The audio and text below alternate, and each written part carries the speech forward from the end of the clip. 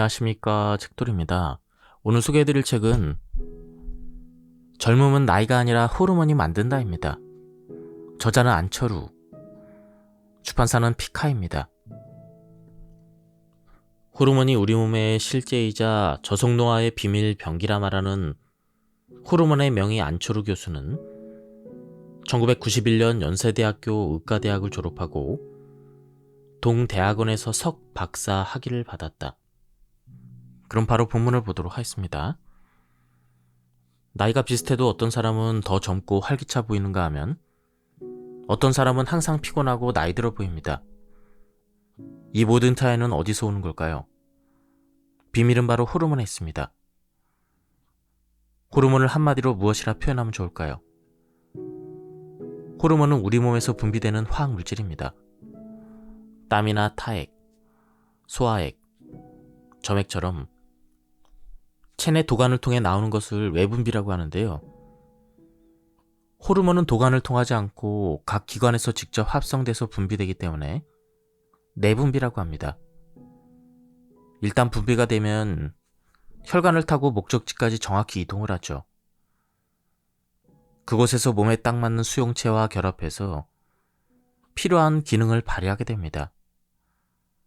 체온이나 식욕, 성욕, 수면을 조절하는 생체 시계의 역할, 성장과 기초 신진대사, 단백질 합성, 지방 분해, 활성 산소 제거, 스트레스 대처, 감정 조절 등 인체가 스스로 해야 되는 모든 일들을 호르몬이 하고 있죠. 태어나서 죽을 때까지 우리 몸에서는 수많은 호르몬이 놀라운 하모니를 이루며 복잡하게 분비됩니다. 젊을 때는 이러한 호르몬이 왕성하게 분비돼서 서로 조화를 이루죠. 문제는 중년부터입니다.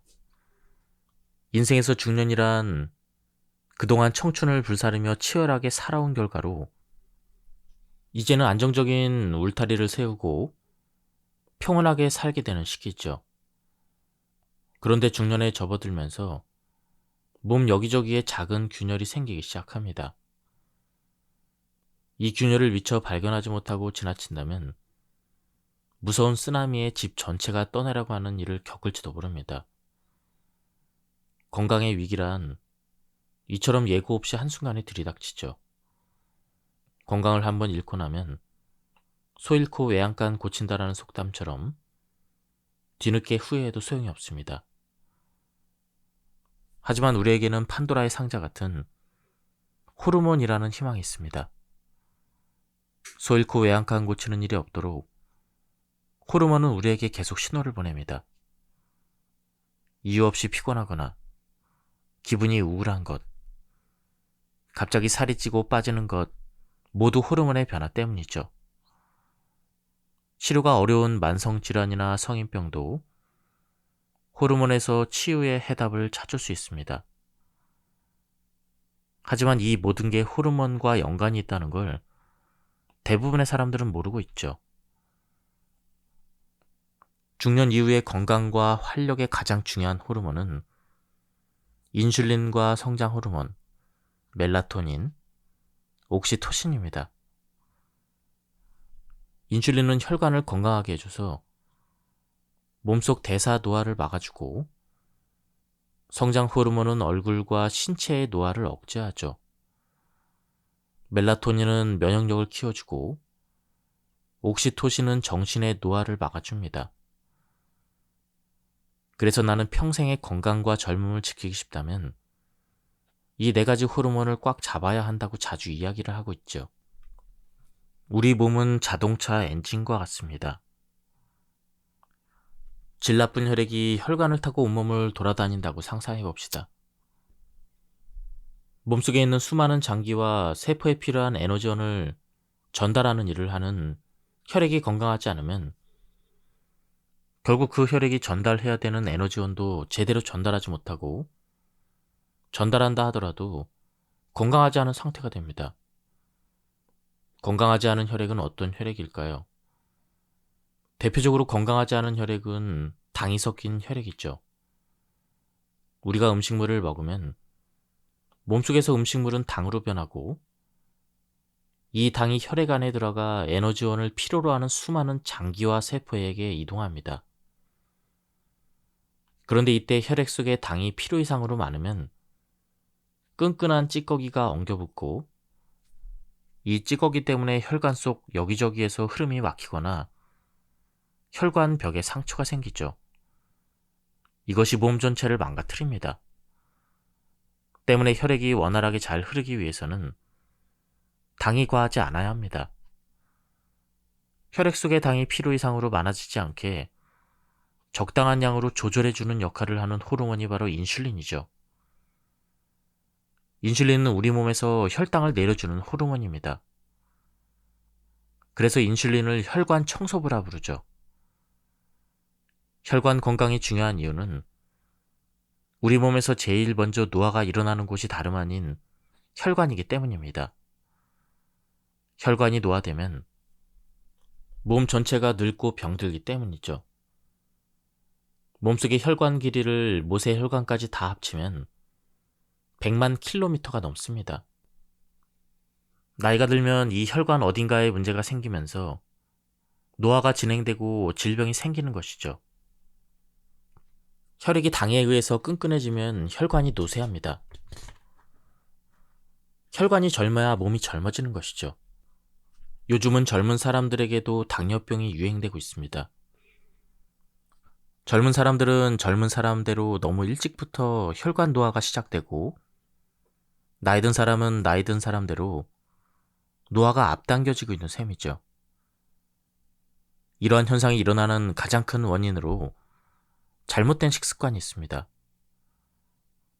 서구화된 고열량 고지방 식단, 불규칙적인 식사 습관, 폭식이나 과식, 밀가루 음식처럼 당지수가 높은 음식을 지나치게 섭취하는 것 등이죠.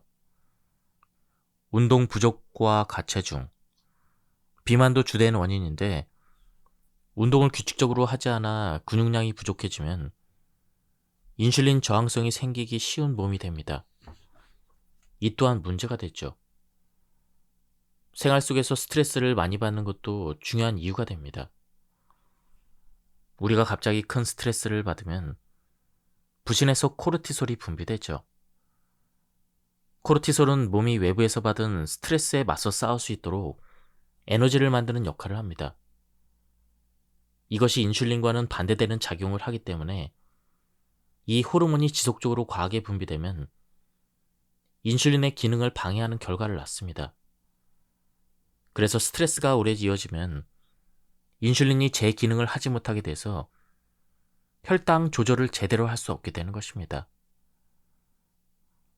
또한 한국인을 비롯한 아시아인들은 체질상 서양인에 비해 인슐린 분비 기능이 떨어지는 경향이 있습니다. 몸속은 서양인과 다른데 갑자기 서구적인 음식과 환경을 접하면 이 또한 인슐린 호르몬의 기능을 망가뜨려서 몸속의 노화를 불러일으키는 것이죠.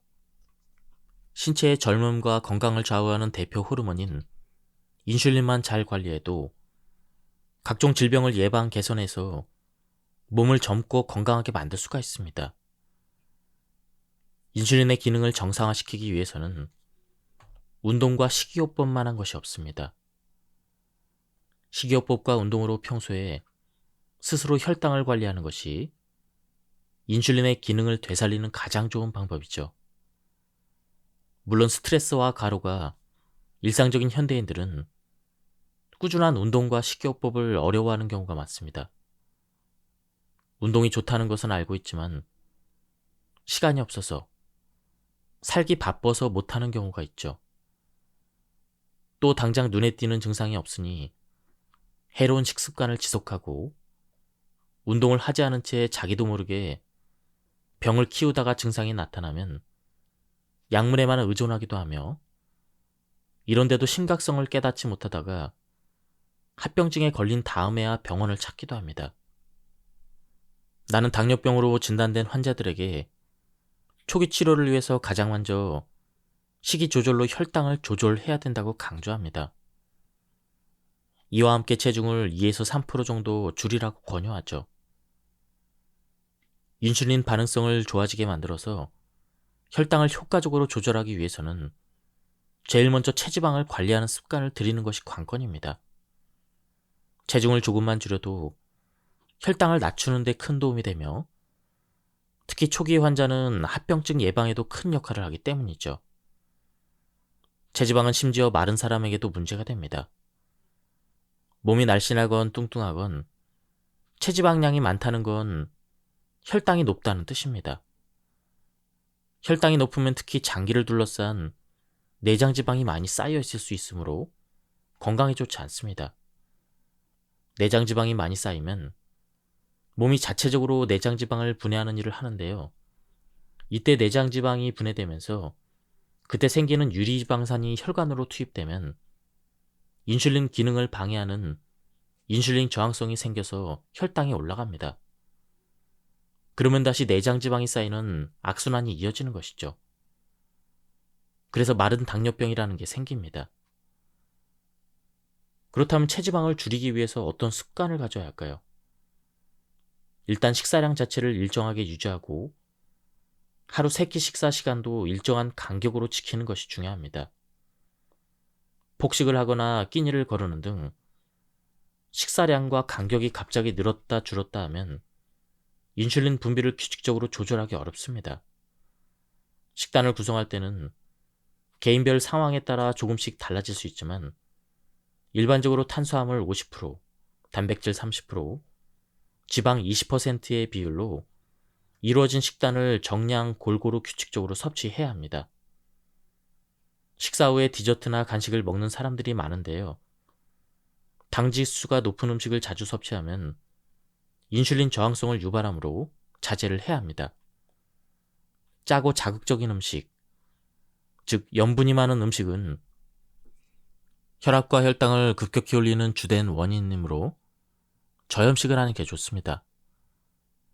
꽁치나 고등어 같은 등푸른 생선에서는 혈관에 지방이 축적되는 것을 방지해주는 오메가3 지방산이 많이 함유되어 있습니다. 그러므로 일주일에 2번 정도 섭취하면 좋죠. 최근 유행처럼 번지고 있는 거꾸로 식사법도 실천해 볼 만합니다. 거꾸로 식사법은 먹는 음식을 크게 바꾸지 않고 식사량을 줄이지 않으면서도 인슐린 조절과 혈당 관리를 돕는 식사법으로 말 그대로 음식의 순서를 바꿔서 먹는 법이죠. 지금까지 우리는 밥이나 빵 등 탄수화물을 먼저 먹고 그 다음에 단백질을 먹고 마지막으로 채소나 과일을 먹는 방식으로 식사를 했습니다. 그런데 거꾸로 식사법은 이 순서를 바꿔서 채소를 먼저 먹고 그 다음에는 고기 같은 단백질, 마지막으로 탄수화물을 섭취하는 것을 원칙으로 합니다. 단순히 순서를 바꿔서 먹는 게 효과가 있을까 싶지만 실제로 음식의 종류뿐 아니라 식사 중 무엇을 먼저 먹느냐에 따라 대사적 효과가 달라질 수가 있습니다. 이 방법은 간편하게 따라할 수 있는 건강한 식습관을 찾는 사람에게 특히 주목할 만합니다. 기존에 먹던 음식을 완전히 끊는 것은 어렵지만 음식의 순서를 바꾸는 것은 비교적 쉽기 때문입니다. 청춘의 묘약 성장 호르몬. 성장 호르몬의 여러 기능 중 가장 중요한 것은 에너지 대사에 관여하는 것이죠. 그래서 성장 호르몬이 부족한 사람은 체형만 봐도 알 수가 있습니다. 팔다리는 가른 반면 복부와 허리에는 체지방이 집중적으로 쌓여 있죠. 근육량은 줄어드는 대신 체지방량은 늘어납니다. 젊었을 때 없던 뱃살이 나이 들면서 점점 나오는 것도 성장 호르몬이 감소하면서 나타나는 것이죠. 문제는 이것이 나이 들면서 급격히 줄어든다는 것입니다. 성장 호르몬의 분비량이 줄어든다는 건 다시 말해 노화가 진행된다는 것이죠. 도대체 성장 호르몬이 무엇이기에 노화와 이렇게 직접적으로 연관성을 가질까요? 성장 호르몬은 뇌와 수체에서 분비되는 호르몬으로 이름 그대로 신체의 성장 촉진을 돕는 호르몬입니다. 성장 호르몬이 성장기에만 필요한 것은 아닙니다. 성장기 못지않게 전 생애에 걸쳐 중요한 역할을 하죠. 성장 호르몬은 근육량을 늘리고 단백질을 합성하며 면역력을 높이는 등 젊음과 건강을 유지하는 데 중요한 역할을 합니다. 그렇다면 성장 호르몬을 잘 나오게 하려면 어떻게 해야 할까요? 방법은 아주 간단하고 쉽습니다. 잘 먹고 푹 자고 스트레스를 받지 않고 열심히 운동하면 되는 것이죠. 잘 자고 좋은 음식을 규칙적으로 잘 먹으며 스트레스 없이 꾸준히 운동하는 것은 사실 모든 호르몬 분비 촉진을 위해 꼭 필요한 수칙이지만 특히 성장 호르몬을 위해서는 잘 자고 균형 잡힌 식사를 하며 스트레스를 받지 않고 규칙적으로 운동을 해야 합니다. 성장 호르몬은 자는 동안 분비가 되는데요. 그렇다고 자는 내내 계속 분비되는 것은 아닙니다. 수면 주기에 맞춰 분비가 되죠. 예를 들어 하루에 8시간 잔다고 가정했을 때 잠이 막 든 뒤 3시간이 가장 깊이 자는 시간인데요. 이때 성장 호르몬의 하루 분비량 중 3분의 2 정도가 나옵니다. 그래서 잠을 자더라도 뒤척이거나 금방 깨는 얕은 수면이 아니라 충분히 숙면을 해야 성장 호르몬이 왕성하게 나와서 천천히 나이 들고 젊음을 유지할 수가 있습니다. 성장 호르몬과 운동은 때려야 뗄 수 없는 깊은 관계성을 가집니다. 성장 호르몬은 하루 중에 분비량이 계속 변하는데요. 주로 잘 때와 운동할 때 많이 나옵니다. 밤에는 깊이 잘 때 많이 분비되고요. 낮에는 근육을 쓰는 운동을 할 때 많이 분비가 됩니다. 햇빛을 받으면 멜라토닌 호르몬의 분비도 촉진되므로 밤에는 잘 자고 낮에는 밖으로 나와서 햇볕을 받으며 근육량을 늘리는 운동을 하면 성장 호르몬과 멜라토닌을 동시에 관리할 수가 있습니다. 몸 전체의 근육량을 일정하게 유지하는 것은 성장 호르몬 분비를 촉진하는 데 큰 도움이 되므로 근육을 만드는 운동을 하는 게 좋습니다.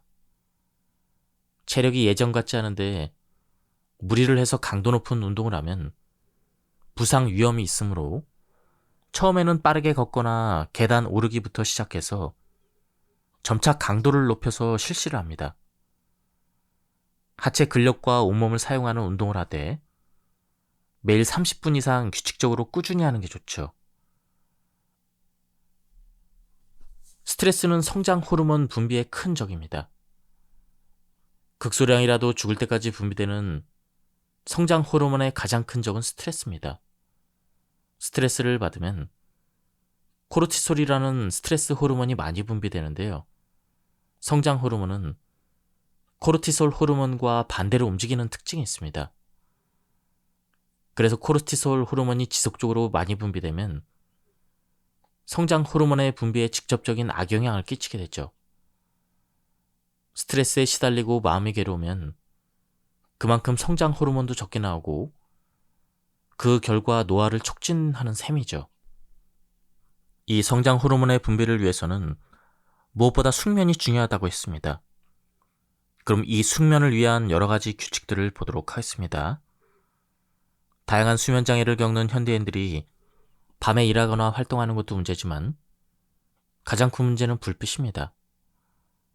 그 중에서도 특히 TV나 컴퓨터, 휴대폰 등 전자기기에서 나오는 블루 라이트는 생체 시계를 교란시키고 멜라토닌의 정상적인 분비를 방해하죠.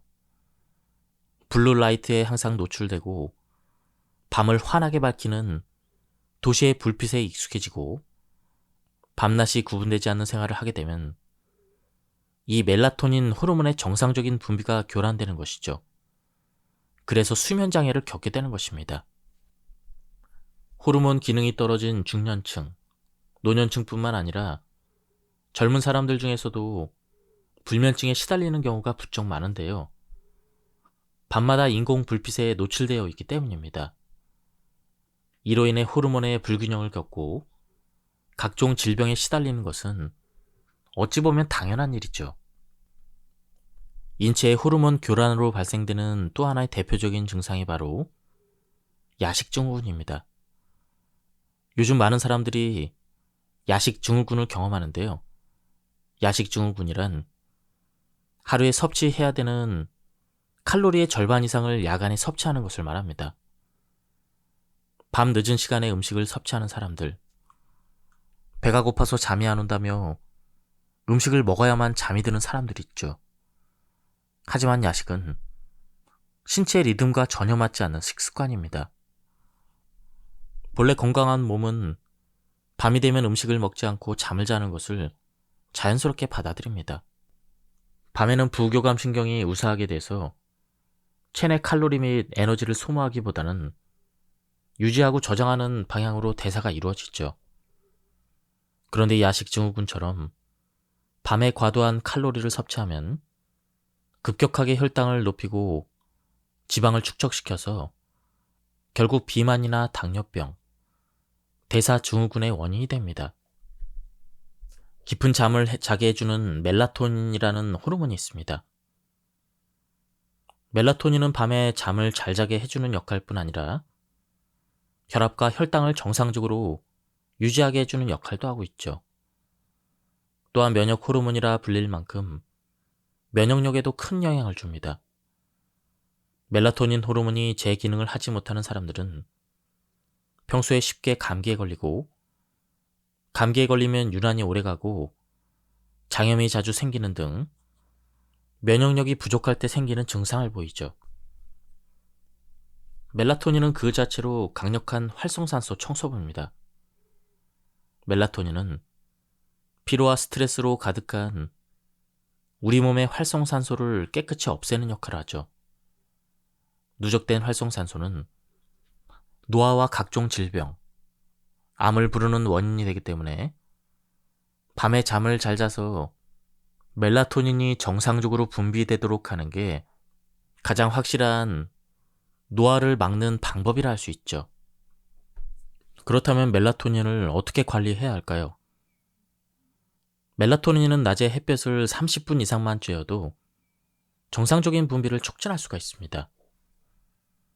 낮에 햇볕을 쬐일수록 밤에 멜라토닌이 잘 분비되며 매일 일정 시간 햇볕을 규칙적으로 쬐는 습관을 들이면 멜라토닌을 비롯해 세로토닌도 활성화되죠. 기분이 처지고 우울할수록 햇볕을 많이 쬐라는 이유도 이런 호르몬들의 분비량을 늘리기 위함입니다. 그래서 나는 환자들에게 운동을 권할 때 가급적 실내보다는 야외에서 운동할 것을 권하죠. 물론 실내에서 하는 운동도 안 하는 것보단 낫지만 건강과 면역의 가장 기본인 멜라토닌의 분비를 정상화하기 위해서는 햇볕을 규칙적으로 쬐는 것만큼 큰 효과를 주는 것도 없습니다. 햇빛이 멜라토닌 분비를 촉진하는 것은 세로토닌과도 관계가 있습니다. 세로토닌은 감정과 기분, 행동, 기억 등을 조절하는 신경 전달 물질로서 뇌의 솔기핵에서 분비되죠. 낮에 햇볕을 쬐면 솔기핵에서 세로토닌을 분비하며 이것을 뇌 전체로 보냅니다. 그리고 밤이 되면 송과선이 이것을 가져다가 멜라토닌으로 합성하죠. 즉, 세로토닌이 충분히 분비되어야 멜라토닌도 충분히 나오는 것입니다. 시간 맞춰서 약을 먹듯 햇볕도 계획을 세워서 규칙적으로 쬐일 필요가 있죠. 자외선이 너무 강한 한낮을 피해서 하루 30분씩 걷거나 조깅을 한다면 더할 나위 없을 것입니다. 이것이 어렵다면 햇볕 아래에서 휴식을 취하는 것도 호르몬 분비에 도움이 됩니다. 햇빛이 좋은 날에는 집에서 창문을 열어 실내 채광을 좋게 하는 것만으로도 세로토닌과 멜라토닌 분비를 늘리는 데 도움이 되고 몸에 필요한 비타민 D 생성까지 시킬 수가 있습니다. 다양한 호르몬이 치매와 관련이 있지만 그 중에서도 사회적 유대감을 강화하는 옥시토신은 치매와 상관관계가 아주 높습니다. 나이가 들면 옥시토신도 줄어듭니다. 옥시토신은 사랑의 호르몬, 행복 호르몬이라 불리는 도파민이나 엔돌핀과 비슷하게 사랑과 배려의 호르몬이라 불립니다. 그런데 나이가 들면 분비가 줄어드는데요. 나이가 들면 열정이 사라지는 이유가 이 때문입니다. 하지만 꾸준히 분비될 수 있도록 잘 관리하면 정신적인 건강과 사회적 건강은 걱정할 필요가 없습니다. 옥시토신은 40대 이후부터 분비량이 감소하기 시작하죠. 그러면 사회적, 정신적인 건강에 큰 역할을 하는 옥시토신의 분비가 줄어들면 어떻게 될까요? 한마디로 외로워집니다.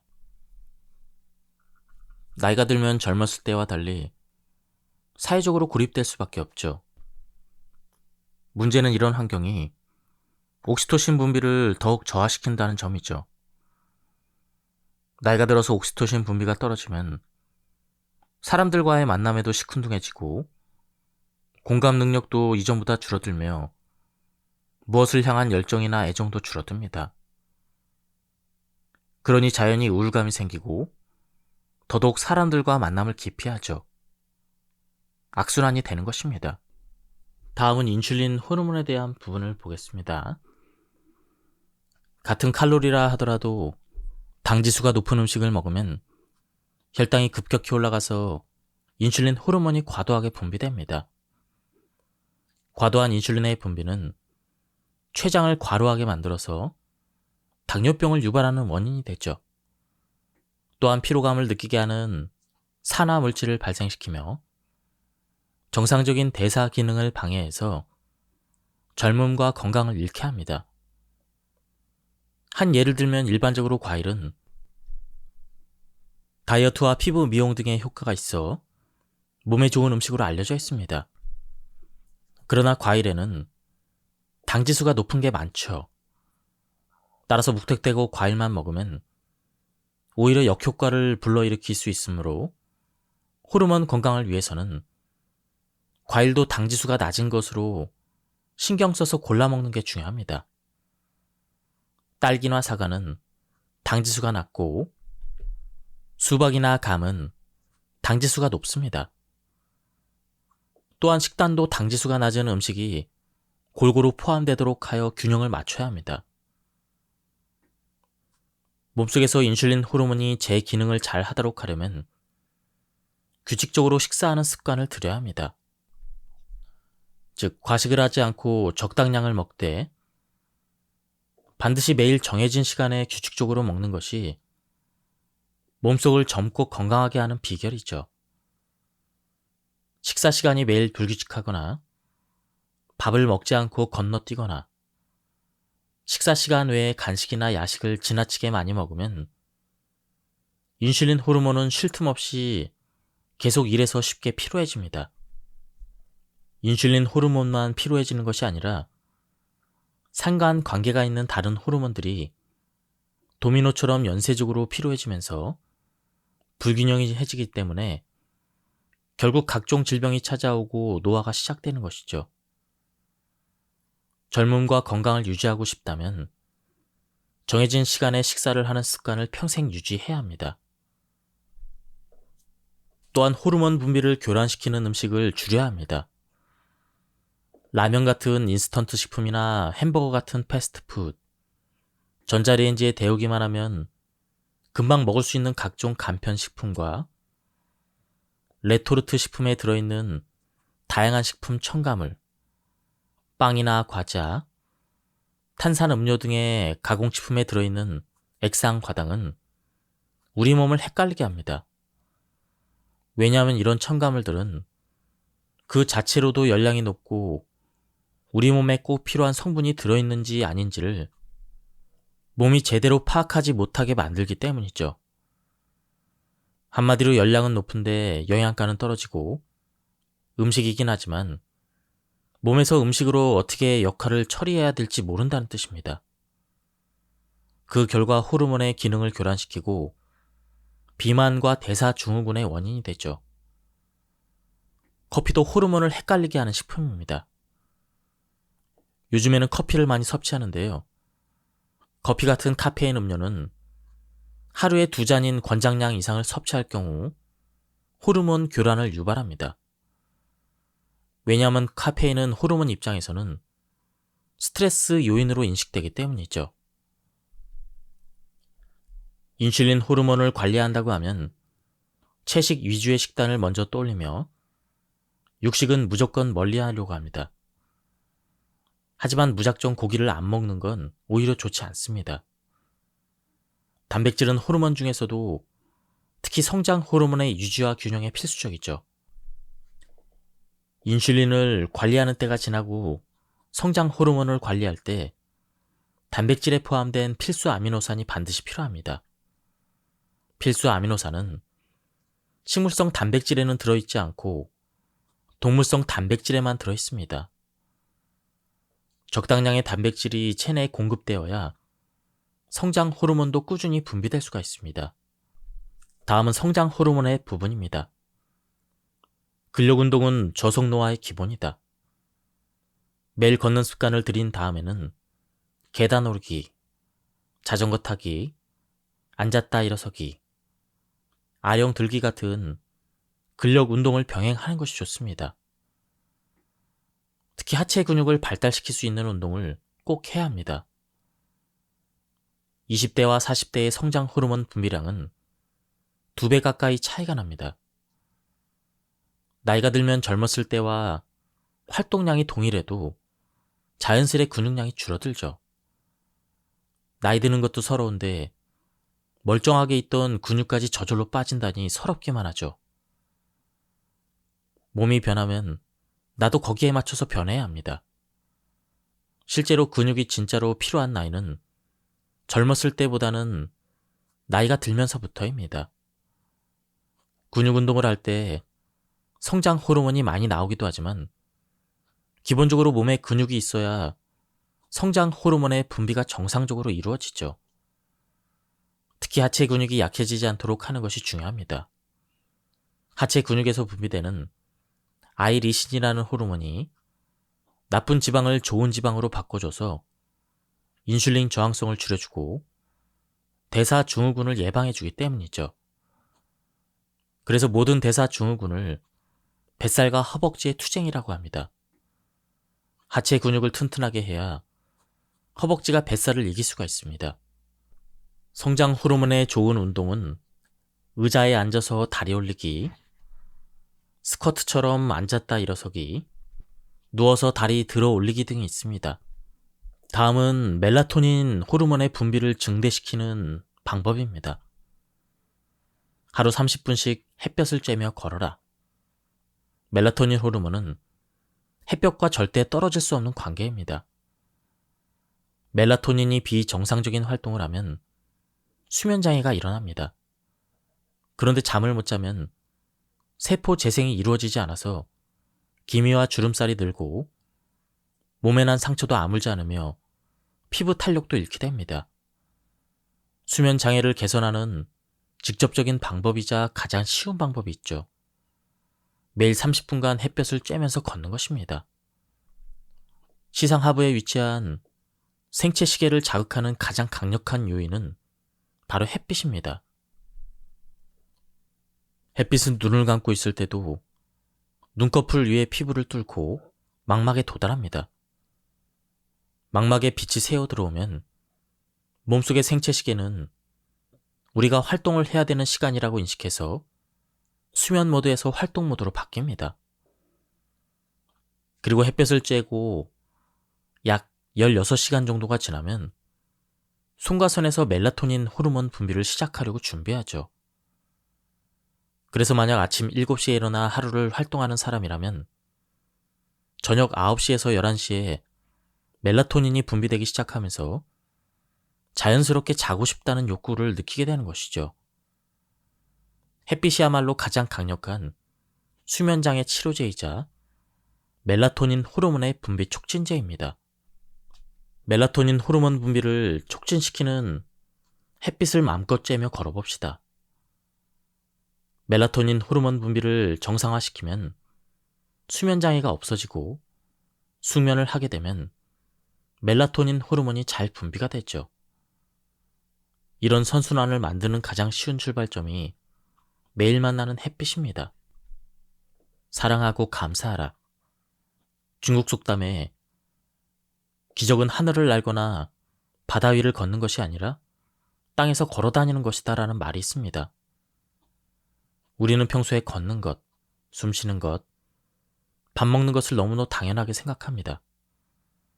그래서 그것이 소중한지 모르다가 그것을 잃으면 그제서야 비로소 일상의 사소한 것들이 얼마나 소중했는지 깨닫게 되죠.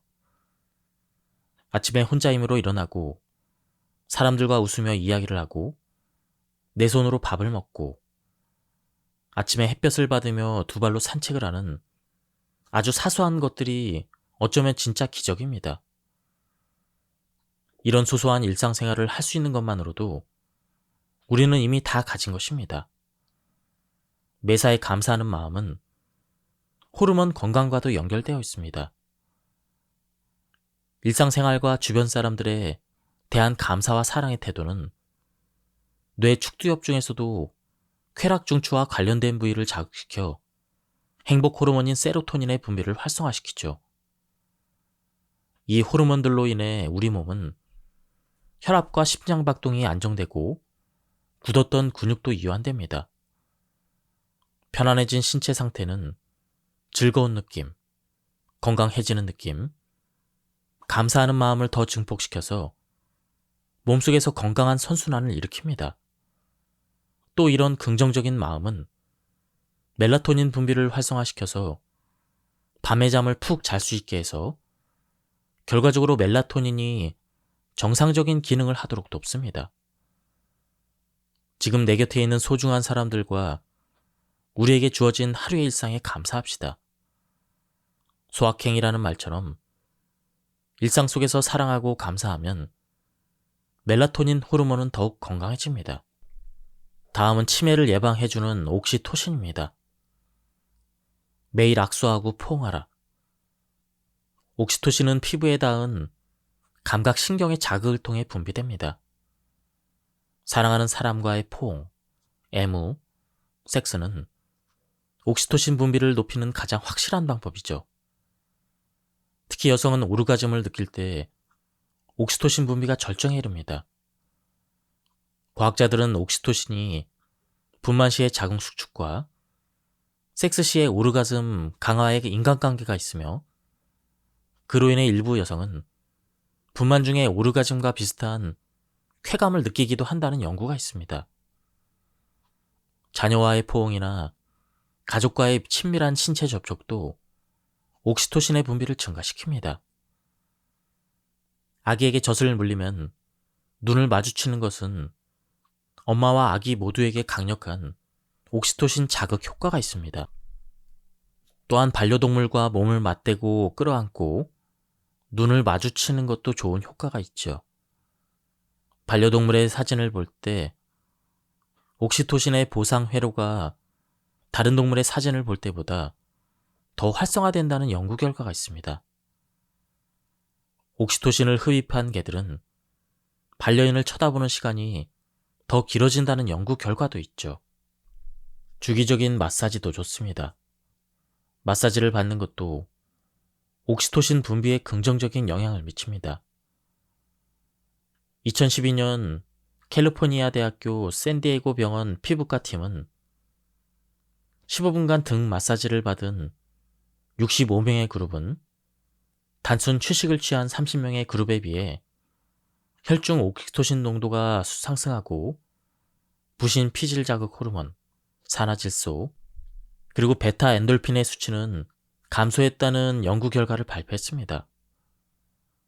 몇 년 후 비슷하게 진행된 또 다른 연구에서는 마사지를 한 사람의 옥시토신 수치도 상승한 것으로 나타났습니다. 지금까지 이 책에 대한 리뷰를 모두 마쳤습니다. 이 책은 가독성이 굉장히 좋았습니다. 우리가 이미 알고 있는 듯한 내용들도 많이 나왔지만 왜 건강을 위해서 그런 습관을 가져야 하는지 설득력 있게 설명하는 부분이 좋았습니다. 한번 책을 구해서 읽어보실 것을 추천드립니다. 여기서 리뷰를 마치도록 하겠습니다. 감사합니다.